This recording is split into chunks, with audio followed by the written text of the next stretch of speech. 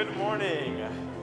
I invite you to rise in body or spirit and turn to number 354 in the gray hymnal, We Laugh, We Cry. Let us join together in singing number 354.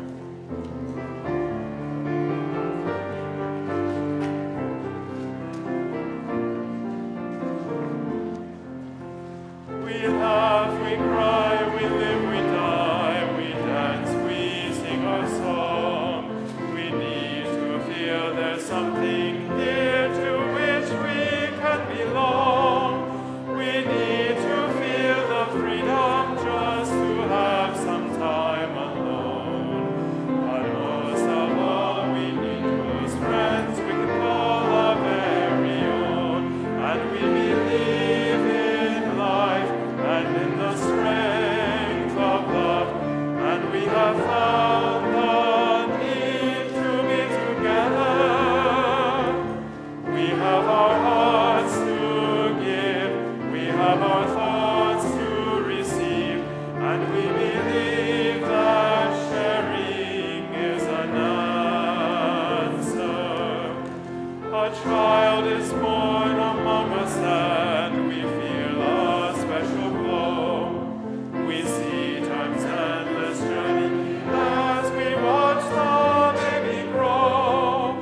We thrill to hear imagination freely running wild, but dedicate our minds and hearts to the spirit of this child, and we believe in life and in the strength of love, and we have found the time to be together and have the grace of age. We share the wonder of youth, and we believe that growing is an answer. Our lives are full of wonder, and our time is very brief.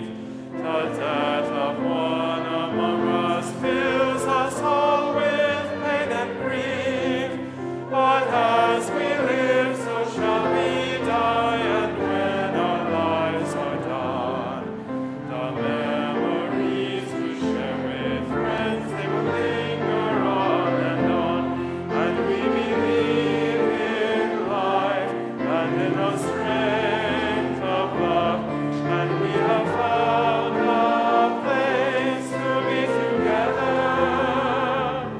We have the right to grow, we have the gift to believe that with the our living is an answer. We seek elusive answers to the questions of this life. We seek to put an end to all the waste of human strife. We search for truth, equality, and blessed peace of mind. And then we come together here to make sense of what we find. And we believe in life and in the strength of love. And we have found the joy being together.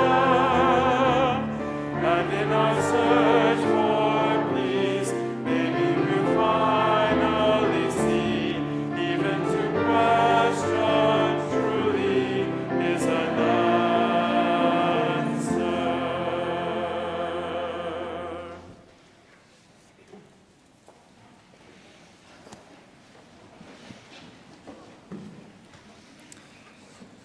What a joy it is to be together, even as we question and search for those elusive answers of what it means to be fully human, to be all of who we are. Good morning and welcome to the First Unitarian Universalist Congregation of Ann Arbor, Michigan. Whether you're here with us in the sanctuary in person this morning or live streaming from home or elsewhere at this very moment or watching later this week on demand, we are grateful that you've chosen to be together in community with one another and with us. Our community has been gathering continuously Sunday after Sunday since 1865, physically here in Ann Arbor, Michigan, bringing alive a progressive vision of what it means to be on an open and free search individually for what it means to be human while showing up in community to support and care for one another and make a positive difference in the wider world around us. I'm the Reverend Manish Mishra-Marzetti, serving our congregation as senior minister, and alongside me in today's service are Reverend Theresa Rohlck, our minister for Pastoral Care, Stella Anderson, our director of spiritual growth and development, Carter Smith, our acting director of music ministries, Allison Halerz, our Pianist-in-Residence, Mike Halerz, our technological consultant, and the mighty Chalice Singers. We are so grateful to have you all with us today. Thank you for your presence and your voices. And we have two very special guests with us this morning. Just a bit into the service, we'll be hearing from Torey, Madura, who serves as director of the Hikone Community Center, one of the centers under the Community Action Network. And I'm particularly delighted to introduce to you all a close friend of mine, Reverend Eric Hausman. We served neighboring congregations together some years ago in Massachusetts. Reverend Eric serving a congregation that was multi-denominational, both United Church of Christ and Unitarian Universalist. He's currently serving as lead chaplain at Glacier Hills Senior Living Community. Would you join together in giving a warm round of welcome to both of our guests?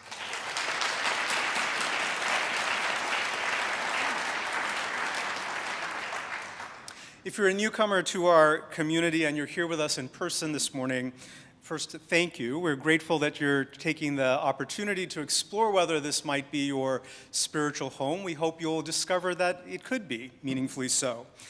Immediately after the conclusion of today's service, as you exit those double doors, the second right is a room called Jackson Chapel, and in there will be members of our community and our staff who will be available to answer questions that you might have about Unitarian Universalism more broadly and our congregation more specifically. If you're newer to our community, still in the process of getting to know us, and are joining on the live stream today, please take a moment to introduce yourself in the chat and share where you're joining us from. I know that other members of our community will be eager to warmly greet you and welcome you.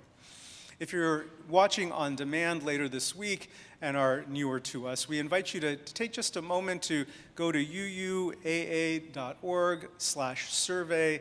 There we have a newcomer survey that if you take just a moment to fill it out, it'll help us stay in touch with you and get to know you better as well. In addition, we encourage you to reach out to any member of our staff team with questions that you might have. Any of us would be delighted to support you in your journey of learning who and what our community is. One brief announcement as we look ahead actually to next Sunday, March 12th. It is the time change Sunday. We'll be springing forward, so we'll be meeting at a different time on the biological rhythm than we are today. Your cell phones will probably automatically adjust. And as we move more deeply into this Sunday's theme, we'll be reflecting together on the themes of vulnerability and the connection between our hearts and our minds. Holding that topic, that theme in our hearts, I invite you to find a place of deeper centering and grounding within yourselves as we continue moving more deeply into this shared time together today. And as we do so, I offer the words of the Lakota spiritual leader, Black Elk. He writes, "Hear me, 4/4 of the world.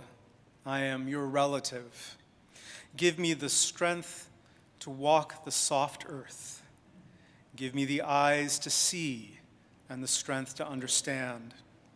Look upon these faces of children without number, that they may face the winds and walk the good road to the day of quiet. This is my prayer. Hear me." May it be so.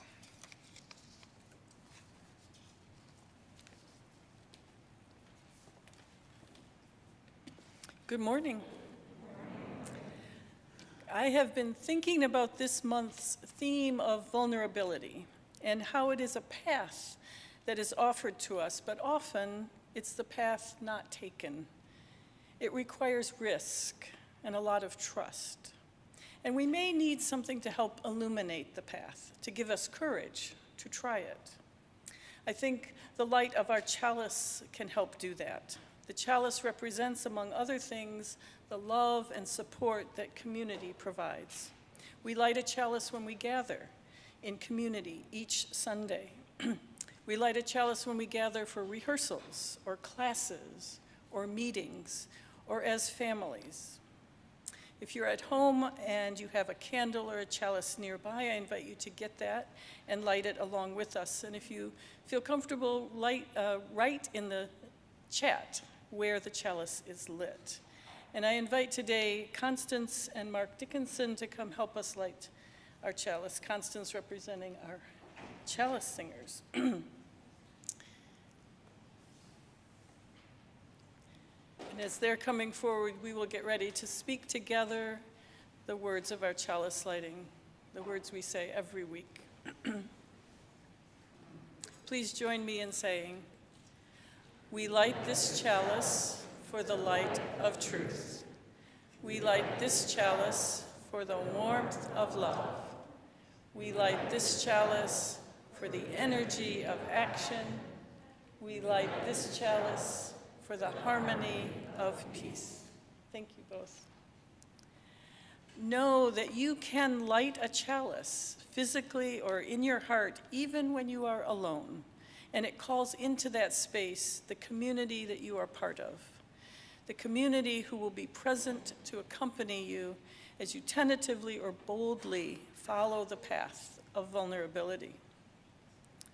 Community is also present in the words of our covenant, words we speak each week that remind us of how we are in relationship with each other, words that are promises to each other, ones we know that as humans we will fail to fulfill from time to time, but we have the reassurance we can return to our covenant to begin again in love.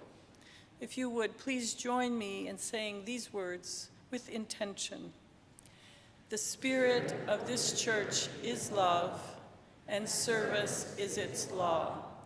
This is our covenant with each other, to dwell together in peace, to search for truth in love, and to help one another.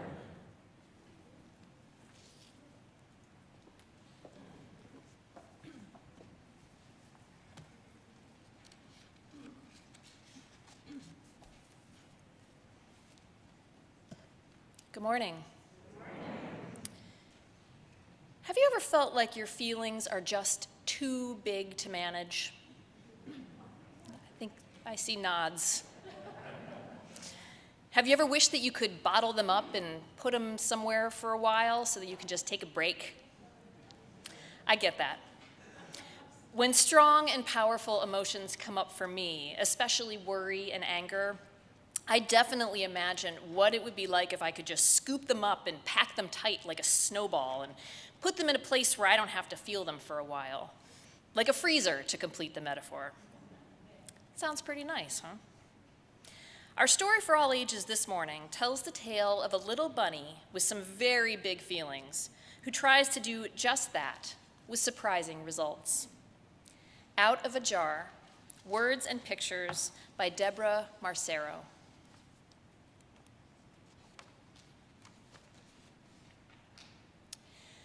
Llewellyn loved scary books. Scary jokes? Why didn't the skeleton cross the road?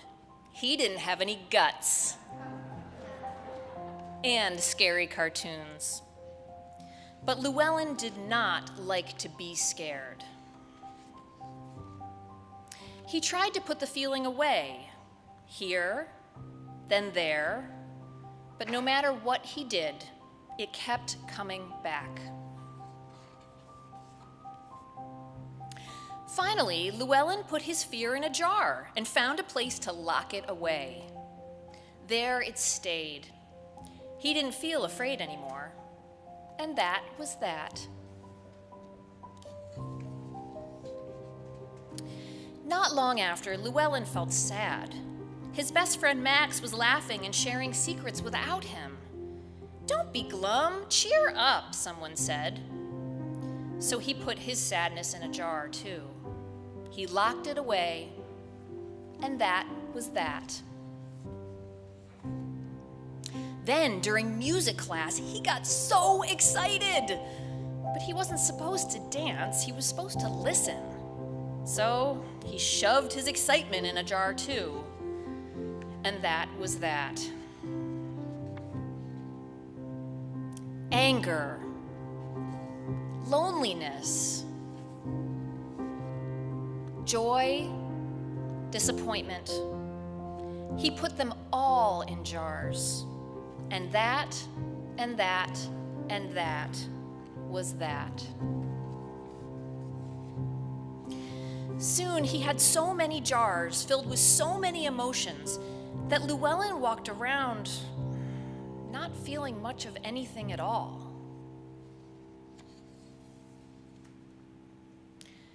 One day, Llewellyn was feeling inspired. But Max pointed and squealed with laughter. "Eek! Dinosaurs don't have rabbit ears or butterfly wings." Llewellyn was so embarrassed. He tried not to show it, but that just made it worse. Of course, Llewellyn knew just what to do. He put his embarrassment in a jar. But there was a problem. There was no more room. Llewellyn tried to push and shove and shut his feelings away. Tears of frustration leaked out, and something rumbled deep inside of him. Suddenly, crack! All of those jars, holding all of those feelings, shattered. Every single feeling broke loose and pummeled Llewellyn with a stampede that turned him into a ragged heap of bunny on the floor. Buried at the bottom, fear was the last to leave. Once those feelings were out, something happened that Llewellyn didn't expect. He was happy and sad at the same time. He was excited and worried. But most of all, he felt relieved. So in the future, whenever Llewellyn was jubilant or embarrassed or upset, he didn't put the feelings away. Instead, he mustered up the courage to feel them, to share them. And when he was ready, to look each feeling in the eye, give it a hug, and let it go. And that really was that. The end.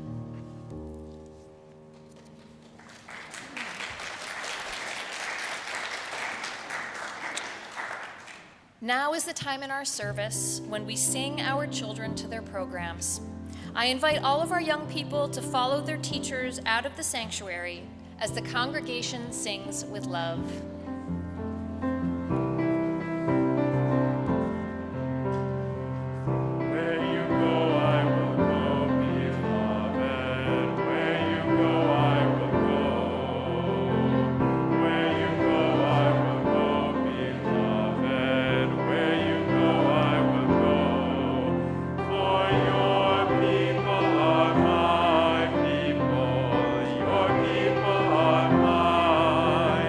Your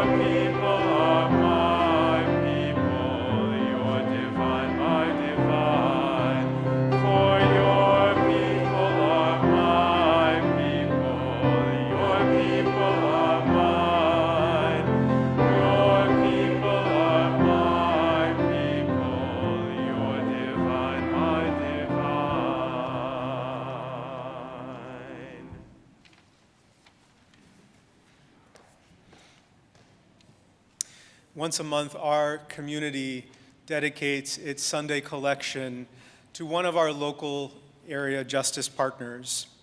This month, our Sunday collection will be dedicated to the Community Action Network, which operates a number of local community centers.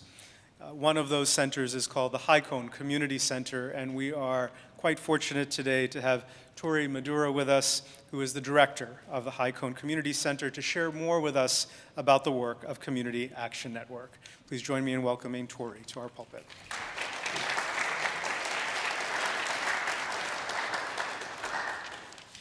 Good morning.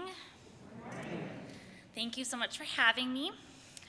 Community Action Network aims to serve our under-resourced or vulnerable communities in Washtenaw County in 3 ways: educating children and youth, stabilizing families, and building stronger communities.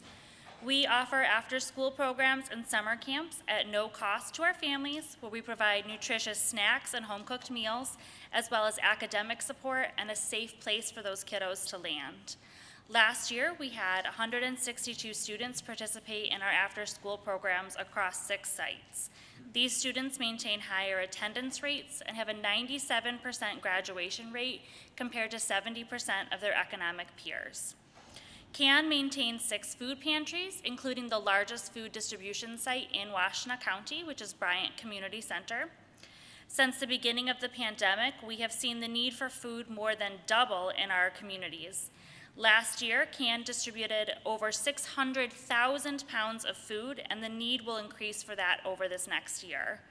Additional food assistance money that was in place because of the COVID pandemic has ended, while food prices have continued to skyrocket, and our families are going to look to us to fill that difference. After the recent storms, CAN rallied on a Saturday to create an emergency food distribution to help families who lost power and food in the recent power outages. With less than 24 hours of planning, we provided fresh food and grocery cards to 100 families. This event and others like it are made possible by contributions from our sponsors, partners, and donors like you guys. I could literally stand here for hours and tell you about the amazing things that CAN does. I could tell you about each of the 29 families that I personally serve every day. I could tell you about the hundreds of phone calls we receive each month and people looking for assistance. I could show you picture after picture of the kids in our programs having fun and learning, and if you are interested, I do have a slideshow going in the social hall after the service. But what matters most is that we need your help to help these families achieve.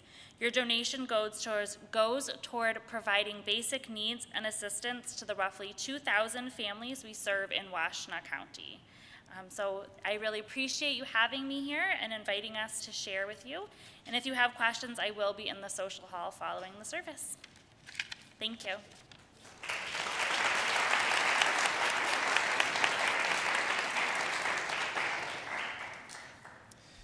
Torey, thank you for all the good work that you're doing and that Community Action Network is doing. We're grateful. This Sunday's offering will be dedicated to support Community Action Network. In just a few moments, the ushers will be coming down the aisles. For those of us who are physically here in the sanctuary this morning, you are welcome to donate by check or cash as the baskets come around. You may also donate electronically, which may also be the best option for those joining virtually our service. You can go online to uuaa.org/giving and choose to share the collection as the recipient of your donation today. You can also text UUAA to 73256. In addition, in the week ahead, if you wish to mail in a check to the office, you can do that as well. Please indicate Community Action Network on the memo line. This morning's offering will now be gratefully received.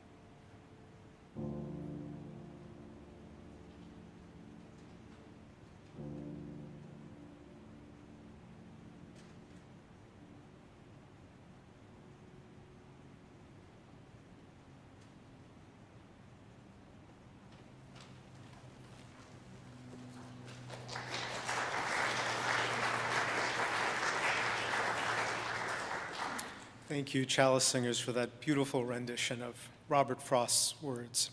I invite the ushers to come forward with this morning's collection. And I invite, as they do so, I'd invite the rest of us who are gathered in person to rise in body or spirit. And let us join our hearts as well as our voices in offering these familiar words of dedication to the work of this congregation, which is weaving a tapestry of love and action. We dedicate our lives, and these are offerings. Please be seated.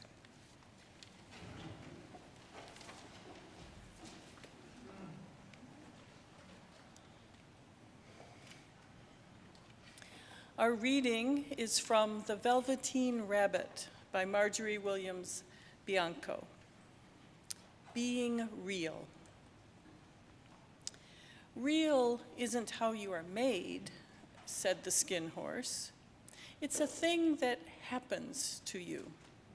When a child loves you for a long, long time, not just to play with, but really loves you, then you become real. Does it hurt? Asked the rabbit. Sometimes, said the skin horse, for he was always truthful. When you are real, you don't mind being hurt. Does it happen all at once, like being wound up? He asked. Or bit by bit? It doesn't happen all at once, said the skin horse. You become. It takes a long time. That's why it doesn't happen often to people who break easily, or have sharp edges, or have to be carefully kept. Generally, by the time you are real, most of your hair has been loved off, and your eyes drop out, and you get loose in the joints, and are very shabby. But these things don't matter at all, because once you are real, you can't be ugly, except to people who don't understand. Here ends the reading. If you would join me in singing our next hymn, I Know This Rose Will Open, number 396 in the gray hymnal. Let's remain seated and in a contemplative place as we sing. Number 396.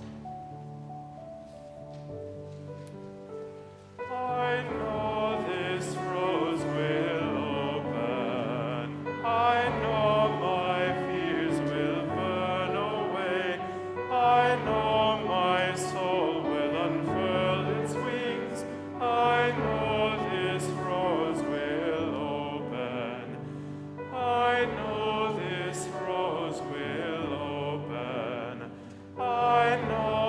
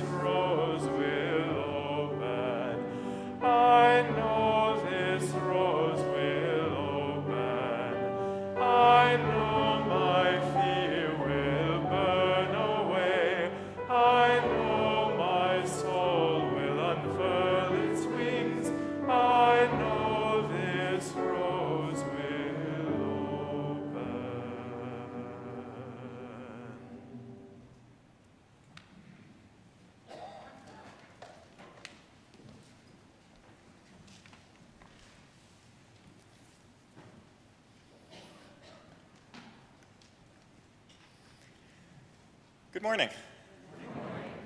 It is wonderful to be with you all this morning. At gatherings like this, I don't take it for granted the way that I used to. The chances of each one of us being in this very town, in this very building, in this very moment together at the same time is statistically very unlikely. It's a little bit of a miracle that this happened, but I'm grateful to be here and for the invitation. When I was first invited to speak, I asked if there was a particular topic that they had in mind, and they said, well, how about vulnerability? And my first response is, great, I was meaning to learn about that. And I realized that that might not be the best first response for a minister. But it is a worthwhile topic, and my second reaction was, I'm not so sure it was a good idea, in part because I want to be an expert and want to present things from a position of knowing all of the answers, and I really don't, and I'm not an expert.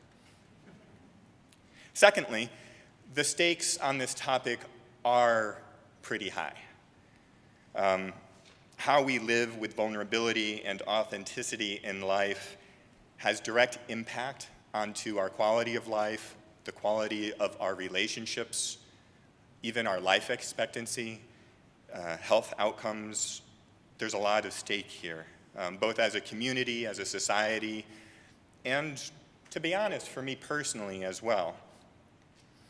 We're mostly, like Unitarians here mostly, so there's probably some who like to geek out on personality theories. Raise your hand. Myers-Briggs? Yeah, you know your type? Okay, how about Enneagram? Okay, a little less, but still.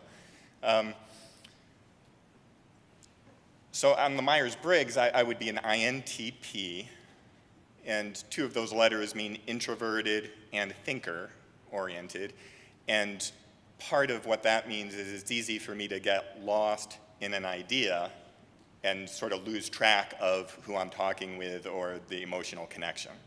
It's just part of a personality trait. On the Enneagram, I might type as a type 5 with a 4 wing, and what the 5 means is that my general approach to understanding things in the world leans on analytic thinking and what books say about it. And then the 4 wing is all of this creative and emotional energy, but the two aren't always that well integrated. I love emotional expression in music, seeing theater production, places where it's nice and safe and contained. Anybody relate to that? You know, on top of this, I'll also say that I grew up in New England in a German Lutheran family, both of which are great cultures, and neither of which have been described, to my knowledge, ever as being noted for vulnerability or emotional availability. And so this is one of those cases where I preach a sermon that I need to hear. Thank you for being along for the ride. Now, to be fair, Unitarian history doesn't have to answer this very much either. Emerson did not preach once on this topic, and William Ellery Channing in his Baltimore sermon did also not reference this. But the way I thought I'd go about presenting today is sharing with you a couple different sides of myself. And I give the floor first to that Enneagram 5 type, leans on the analytic thinking. And that part begins with a slideshow, a nicely constructed PowerPoint presentation. You'll have to imagine it, but it's awesome. Here, click, click. We start, of course, with the Oxford Dictionary definition of vulnerability, which is being at risk for being hurt and wounded. It's really not a good thing. I don't know why people value it. Okay, we'll go next slide, please. Okay, next slide is the etymology of the word, which comes from the Latin, of course, vulnare, which is wound, being wounded again. Also, I'm not seeing the appeal. Next slide. Vulnerability in computer and technology usage. If your computer is vulnerable, it means easily hacked, identity theft, loss of resources, costs millions of dollars to our economy every day. Also, not a good thing all around. Okay, next slide. Being part of a vulnerable population. Is this also a good thing? Whether it's age or health condition or, lots of different factors play into this, but being part of a vulnerable population does not mean necessarily increased quality of life. Why is this word so popular these days, and what's the appeal? Next slide. If you see the word usage from the 1800s until today, you see that in the 1800s, throughout the century, hardly ever mentioned as a term. Not in the newspapers, not in public discourse. Not until really the 1960s, you start seeing that pop up a little bit more and more. And then what happens? Brene Brown gives her TED Talk. Skyrockets, it's huge! Off the charts, and it's still not done. We haven't seen the end of this. It's still more and more in our conversations every day. And then the last slide I'll show is a famous Rubens painting. You'll see it's the famous scene where Achilles is being held by his mother Thetis. She had heard that Achilles was at risk, that something bad was going to happen to her son. She was very worried about this and wanted to do everything she could to protect Achilles. And so in a quest for protection, even immortality, she held her dear baby by the ankle and dipped him into the river Styx, that is, into the river of hell, in order to give him a kind of armor and invulnerability, which of course worked everywhere except for the places on Achilles' heel where she was holding him. That part did not get the magic sauce, and it ended up being his demise in the end, being shot with an arrow in his heel.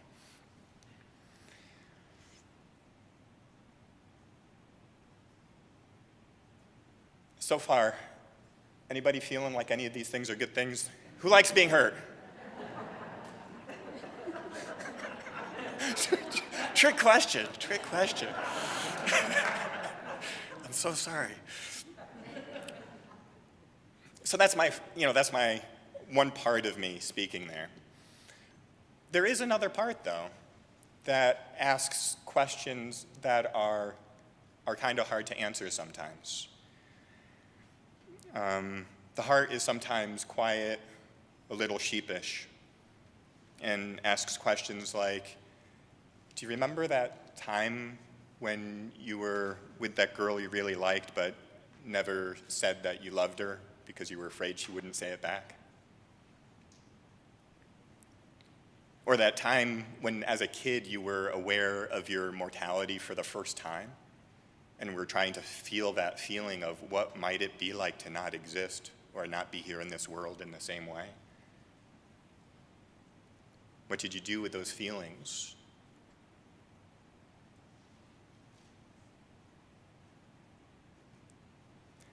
There are some ways where we do try to bottle up our emotions, like Llewellyn did in the children's story, where we try to disassociate ourselves from things that are painful, or we try to put on armor so things that other people say don't hurt as much, or we pretend we don't care when we do.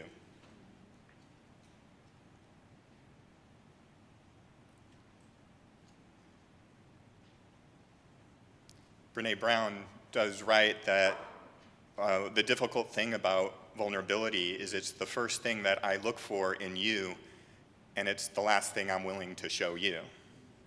In you, it's courage and daring. In me, it's weakness.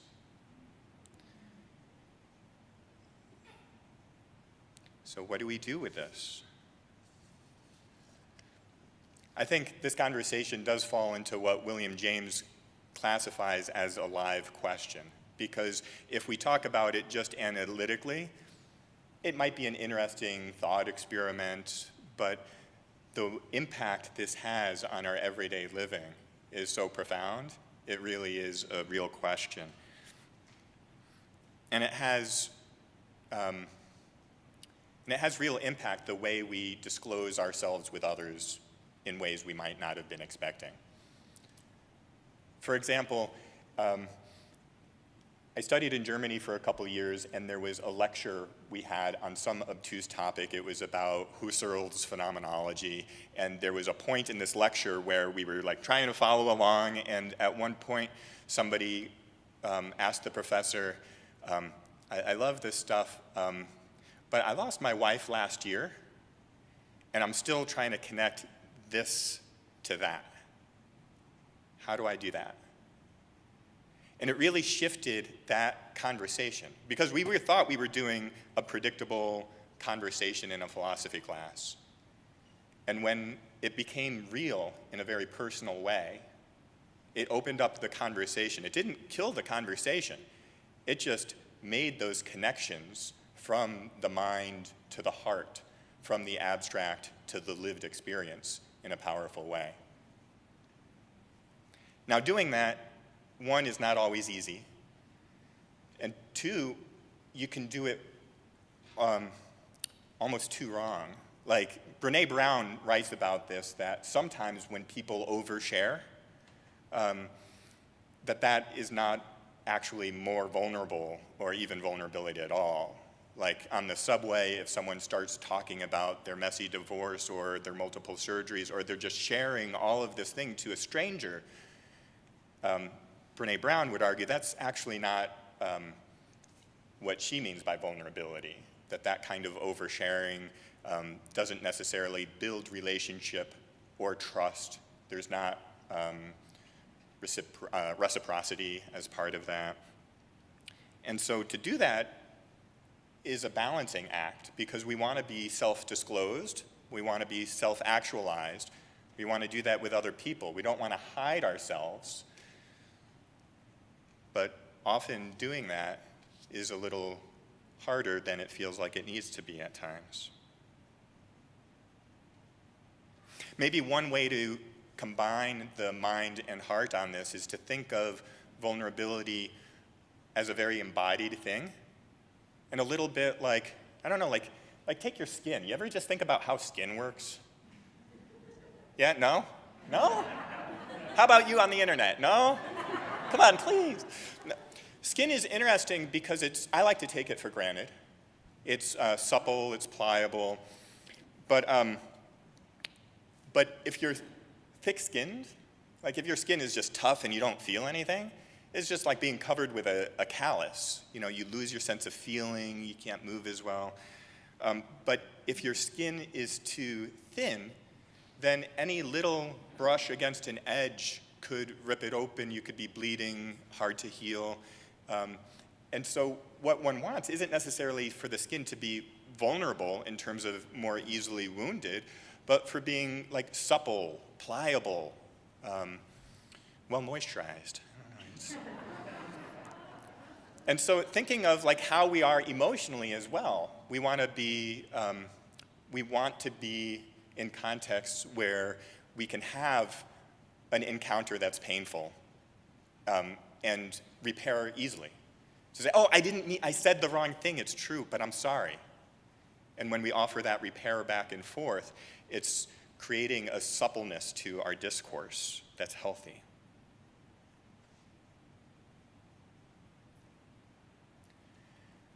I'd like to leave you with 3 invitations. The first one is to hold this idea of vulnerability as thinking of it as being in a precarious moment together, but one that's also miraculous, like a miracle that is awe-inspiring. Bill Bryson writes in his modestly titled book, A Brief History of Nearly Everything, he writes, "To be here now, alive in the 21st century, and smart enough to know it, you had to be extremely, make that miraculously fortunate in your personal ancestry. Consider the fact that for 3.8 billion years, a period of time older than the Earth's mountains and rivers and oceans, every one of your forebears on both sides has been attractive enough to find a mate, healthy enough to reproduce, and sufficiently blessed by fate and circumstances to do so. Not one of your pertinent ancestors was squashed, devoured, drowned, starved, stranded, stuck fast, untimely wounded, or otherwise deflected from its life's quest of delivering a tiny charge of genetic material to the right partner at the right moment in order to perpetuate the only possible sequence of hereditary combinations that could result eventually and astoundingly in you.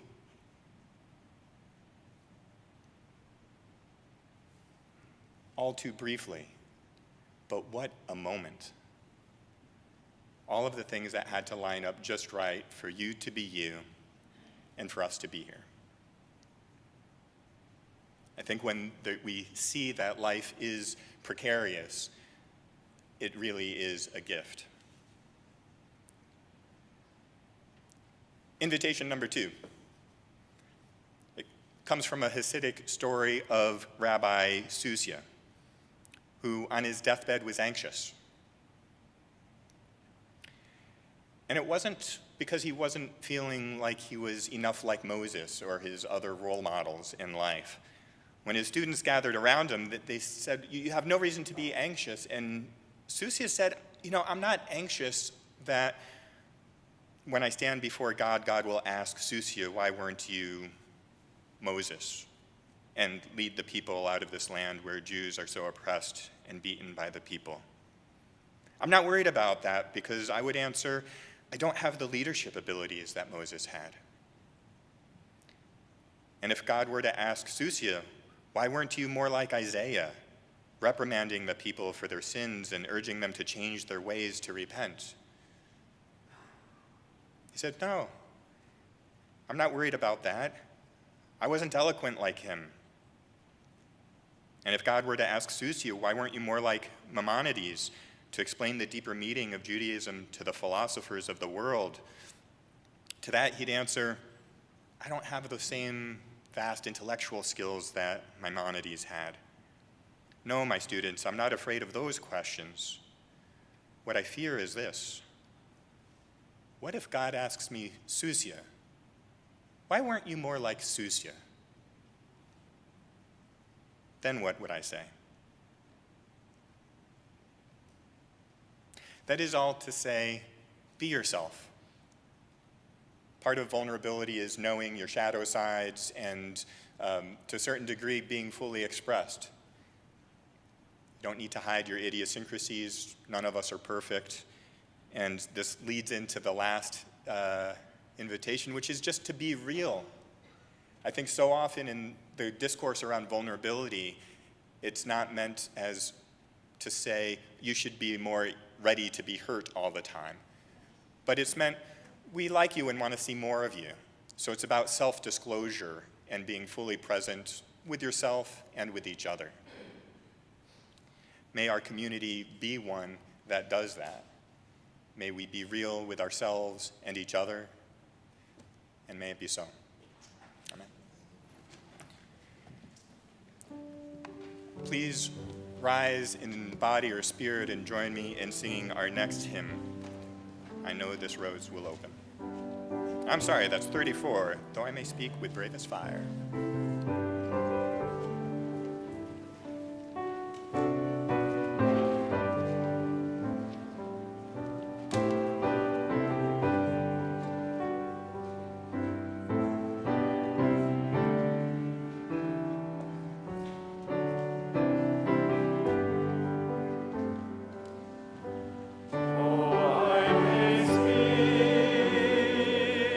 With bravest heart.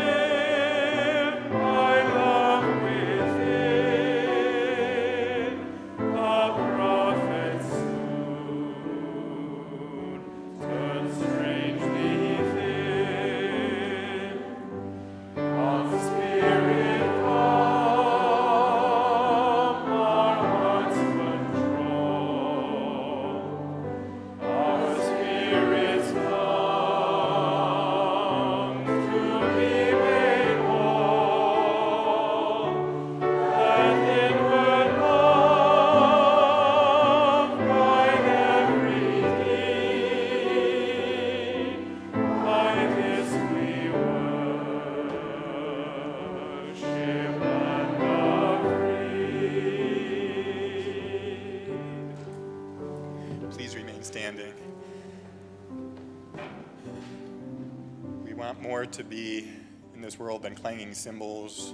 May you go forth from this place with love in your hearts for yourselves and for each other. Go in peace, dear friends. Go in peace.